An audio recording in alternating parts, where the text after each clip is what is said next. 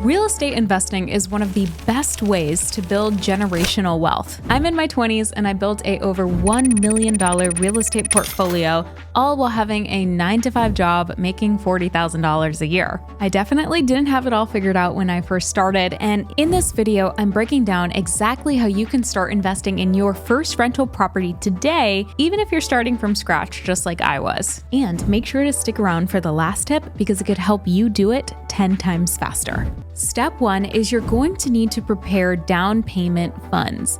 Most lenders are going to want about a 15 to 20% down payment, but here's the kicker. If you get a different type of conventional loan, you can only put down 5%, or if you get an FHA loan, you can put down as little as 3.5%. As long as you're willing to live in the property for at least a year, which is great because you can do house hacking and have someone else rent out the other room like I did for my first property and have that person pay your mortgage while you get to live in the house for free. This is one of the fastest ways to get into the market if you don't have a ton of money saved up yet. Number 2, this one's important. You have to build your credit. Your credit directly affects the interest rate that you're gonna get. So if your credit's bad, you're gonna get a high interest rate and pay more money every month. And if your credit's good, you're gonna pay less money every month. You're gonna wanna pay your credit cards on time. And even if you don't have good credit, you can hire a credit repair company as a hack. Number 3, and this one is so important, you actually have to speak to lenders to see what you qualify for before you actually go out house hunting.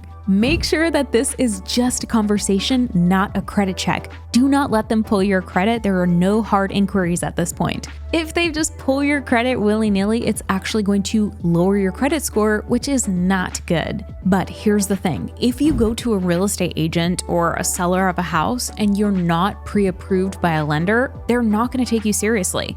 Because let's be real, you could be looking at a house that's $500,000, for example, and you only get approved for $200,000. On my very first property, I got approved for very little. So I started looking for bigger houses because I assumed I'd get approved for more.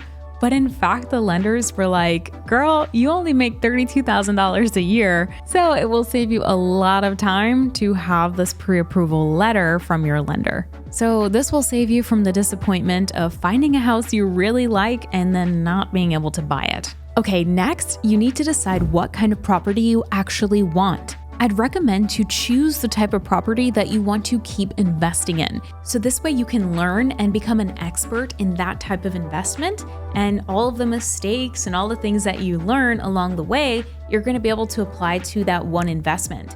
But let's say you start investing in triplexes and then do an apartment complex and then office buildings and then single family homes.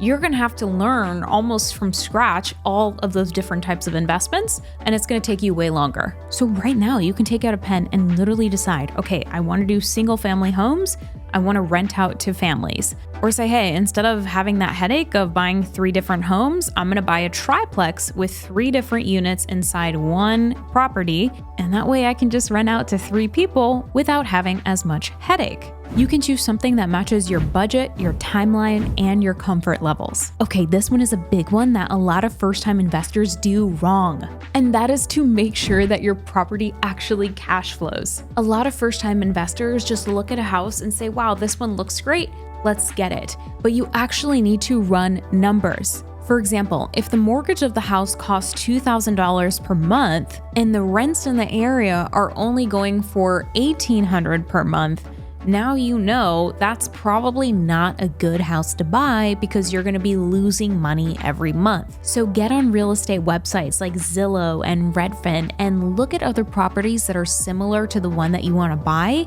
and see how much they're going for in rent every month. And then you can have a pretty good idea as to how much your property can make you.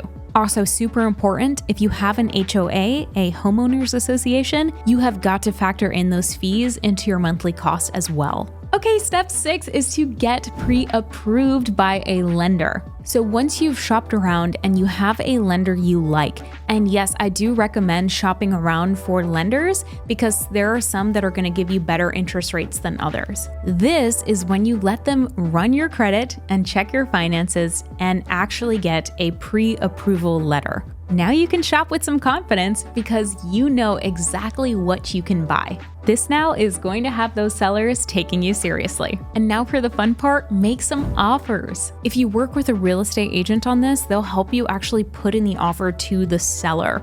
Now here's a side note, and a huge mistake I made when I first started is that I went with the first real estate agent I found on Google. I would highly recommend to read reviews on the real estate agent and make sure that they're looking out for you instead of just trying to get their commission check. Now, many real estate agents I've met are really nice, great people that actually want to help their client, but sometimes every now and then there might be one that's just kind of going to rush you into buying the property without making any negotiations, because the more expensive the property sells for, the more commission they get.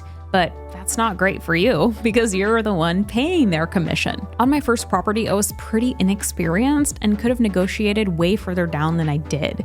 If a property is close to breaking even on cash flow, you can negotiate a lower price to make it work. This has got to be the most important step when it comes to buying a property, and it is completing inspections.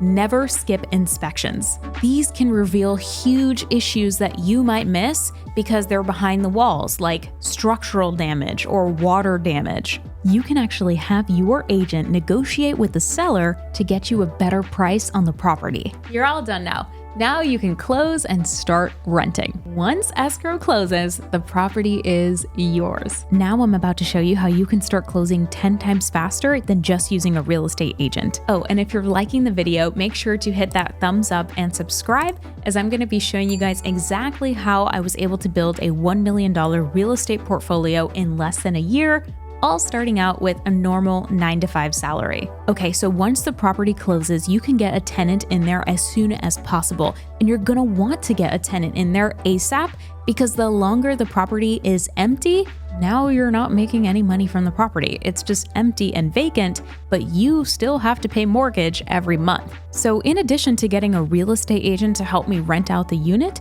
I also went ahead and on every single forum I could, Facebook Marketplace, Reddit, anywhere that I could actually list a property, apartments.com, Zillow Rent. Literally, I scoured the internet for a bunch of places that I could actually find to list my property, and I did. So I didn't just rely on the marketing that the real estate agent was going to do. I also went ahead and took it into my own hands and marketed the property myself.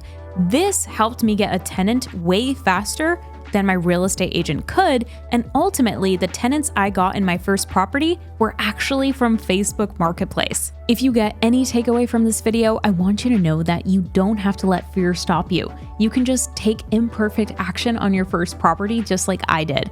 I had no idea what I was doing when I started, and now I've learned so much along the way. And if you want to learn how you can either start or continue investing in real estate the smart way, because I'm going to be sharing with you guys the exact step-by-step process I took to get over $1 million in real estate assets in less than a year, even making my peanut salary I was at my job. Where there's a will, there's a way. And I'm going to show you the smart ways to do it where you don't need a ton of capital like the traditional way of thinking in real estate. So make sure to follow along and click on this video if you want to keep learning.